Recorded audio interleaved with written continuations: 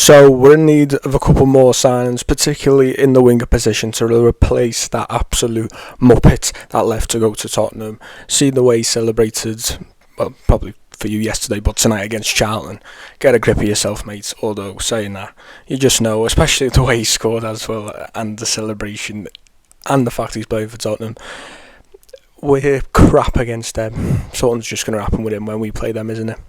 You just know it. But let's forget about him for now, because I wanted him gone anyway, because he's dog shit. But we need a winger. Winger's one of the positions that we're looking at. Obviously, we've heard names like Neto earlier on in the window, but I'm going to be focusing on some of the recent names that have come up, particularly Gakpo and Ndiaye. We'll also talk a bit about Alan, yeah, the Brazilian fella, not your mate down the road, Alan, because he seems like he's pretty much certain to come in. So yeah, we'll talk about him, but Gakpo and Ndiaye, the main ones. Now, first of all, just on both of them, they're obviously two players who are naturally wingers, can probably play in a couple of different positions, particularly across the front line, but mainly wingers, both starting week in, week out for Premier League teams. Obviously, Ndiaye for Everton, who are a worse team than we are. Liverpool at the minute still a worse team than we are, but still Liverpool at the end of the day, like, for Gakpo to be starting week in, week out, I do say that he has been shite over last season, and if you ask Liverpool fans, they'll probably say, I don't know how he's been starting all the time, but he has been. So is Ndiaye. They can both play multiple positions. Firstly, on Gakpo, when I watch him, I do think he is a bit one-dimensional. He is direct in a sense, and I know a lot of wingers do this in terms of cutting in from the opposite side, so where their preferred footed, so right footer on the left footer on the right, and Gakpo does that like most wingers. But even though Semenyo and Doku will do that 9 times out of 10, there'll still be 1 or 2 times where they'll go down the line and try and do that. Whereas when I watch Gakpo, obviously don't watch him week in, week out, but when I watch him, he doesn't really do that, and that's probably why there was such a contrast from the season he won the league to last season. Because last season, I'm not going to gloss over it just because we're interested in him, he was shit, especially by the standards he set in that previous season. But you talk about how shit he was last season, we talk about the absolute twat who's joined Tottenham.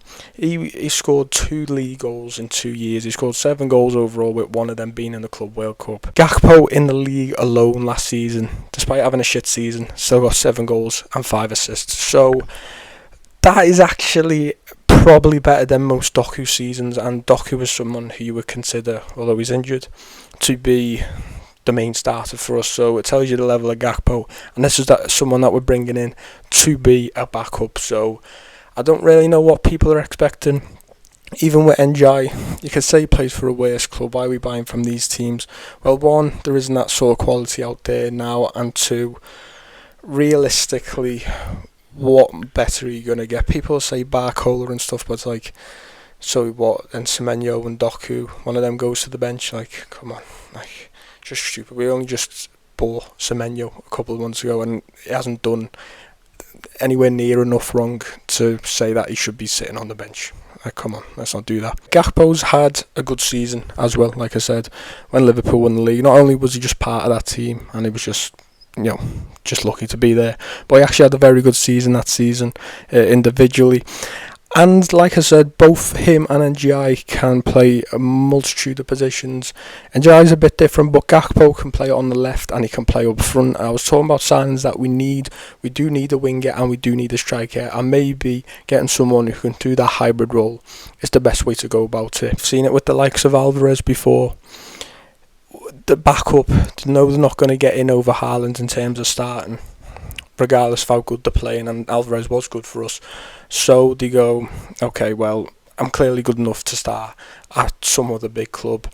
I'm not going to get it here because of Haaland. So they end up moving because they can only really play that one position that well.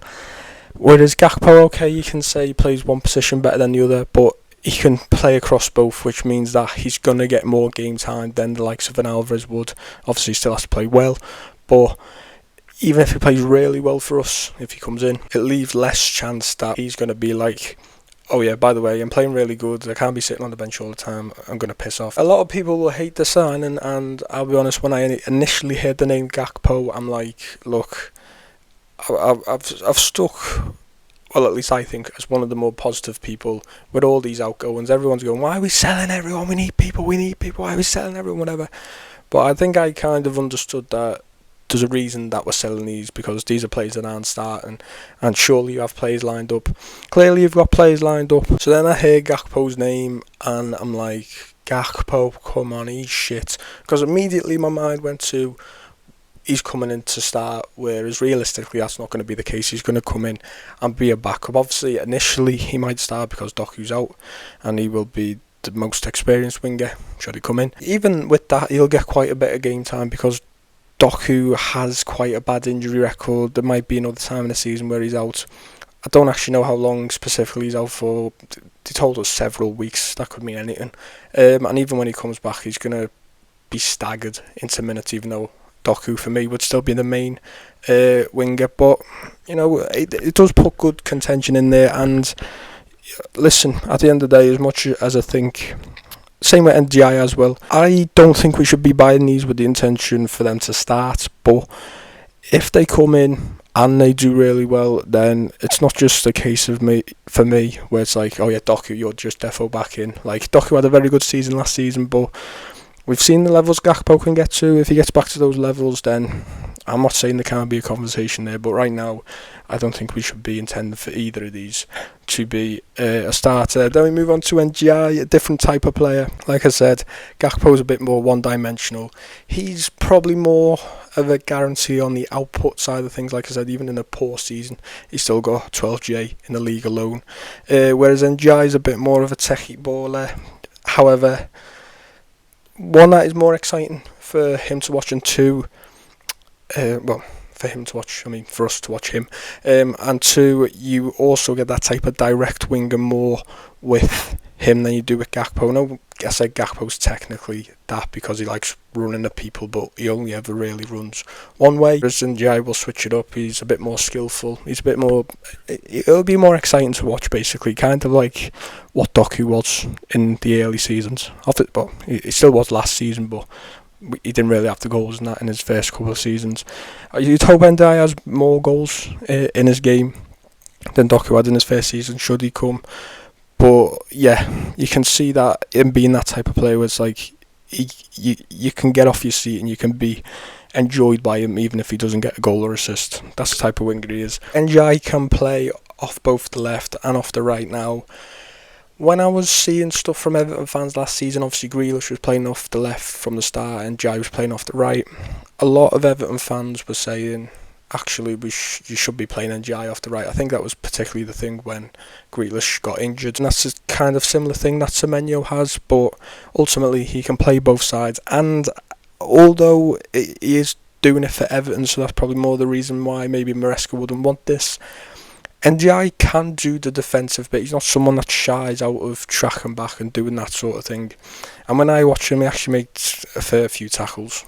Again, don't watch him a lot, but he seems willing to do an all-round game, which could be helpful defensively and bring that balance. We talked in the last video about balance with Enzo Fernandez coming in. Maybe you find balance defensively in another area. We have today had reports that apparently he's valued Njai at around £80 million, and that for me is a bit too much.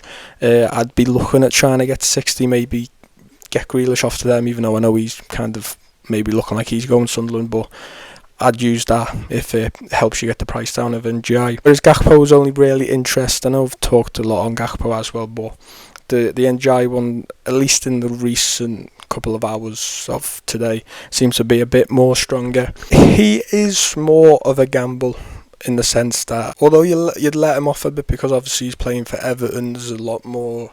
I'm not even saying Everton are a bad team, it's just the difference in the way they play. Obviously David Moyes wants it to be more of a unit, wants you to do that defensive stuff. As I've said, NGI doesn't shy away from that defensive stuff, which obviously takes away from some of that attacking output that he has, which means that he hasn't got as much of a guaranteed output as probably Gakpo has, which you could argue is a bit of a worry. What would you rather, a techie baller or someone who just gets the output? I don't know, it's for you to answer. It's kind of preference really, end of the day. they're a backup, so I don't really think it's that big of a problem, but he's definitely more of a gamble because he's less proven on that. In saying that though, he got six goals and 3 assists for an Everton team last season. He carries that sort of form for us. You'd expect him to get more. And again, that's probably, I don't know off the top of my head, but that is probably better than the first couple of seasons that Doku had. So again, you're adding on to that. And although I don't think these people should be coming in and being starters, like I kind of touched on before, if they come in, because whoever it is will come in straight away based on the fact that Doku's injured, if they come in and they do well, again, I'm not saying that they're completely ruled out of being a starter. Obviously you would want Doku to come back in and give him his chance, because obviously it's not his fault that he got injured. But yeah, there's definitely a question should be asked there. I don't think it's a dead certainty that Doku and Semenyo should be the starting wingers. I think a question should be asked. And then on to Allen, good old Allen. He looks like he's coming in. It's apparently, I think it was like a €40 million fee, but I've got it down here in pounds as a 35 million fee. I have got a few questions over this. Again, we do need backup. The fact that they're pretty much dead on getting Allen, I mean, we got the here we go on that one from Fabrizio Romano, hasn't been officially announced. And they're still looking at Gakpo or NGI, another winger. Shows that they're trying to get backup for both sides. My only thing is, I don't know a lot about this Allen. Now, I'm not going to say that they haven't scouted him. Obviously, they have. They've seen what he can do. They trust it. But for me, it is a gamble. Although £35 million, especially in today's market, isn't a lot of money, the fact that he's a gamble, I would argue you just try McAdoo. Now, I don't personally think McAdoo should be someone that we're going, yeah, you're the main backup for one of our wingers. If one of these goes out, you're probably going to have to come in and do that sort of job. I don't think that, because I think it's a bit of a rush. He's only really just came up through the academy properly, and just had he only had one game in pre-season as well, so he's got injury problems as well at the minute. Although I wouldn't really want him to be the main backup, given the situation, McAdoo and Allen, I'd rather just try McAdoo, not because I'm like, oh, he's a youngster, like he should be given the chance. Why are we going out and signing someone?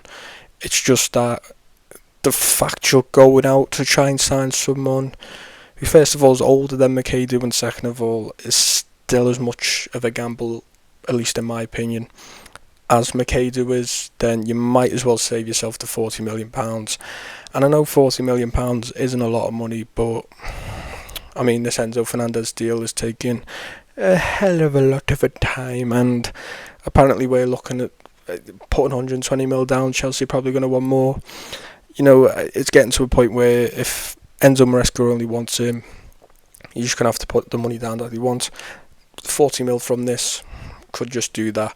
And for me, at this moment in time, McAdoo and Allen are just in the same sort of place. The fact that they've gone out and signed someone from somewhere and he's at the same level just shows to me that I don't really know if they have any plans of McAdoo really having a chance, which you should. This is a better time than ever, really, with a new manager, to try and integrate as much youth as possible. That's a worry for me, is the price tags, because NGI is apparently being valued at 80 mil. Gakpo, for that reason, is probably going to be valued at 80 mil. We kind of, maybe, as much as we thought we did well with the Savinho one, it might fuck us over in trying to get someone in, because they're going to think, well, he's better than Savinho, because fucking anyone is. So they're going to charge us a similar price, which, yeah, I'm not sure about. But what do you think? Would you rather Gakpo or NGI? And what do you think on the Allen situation? Would you rather him, or would you rather have just kept that money and tried McAdoo if that was the only other alternative? Obviously, if they go and get another experienced winger in on top of that, which I doubt they'll do, but if they did, then obviously I'd rather him than McAdoo. But yeah, what do you think on that? Leave any comments. Peace.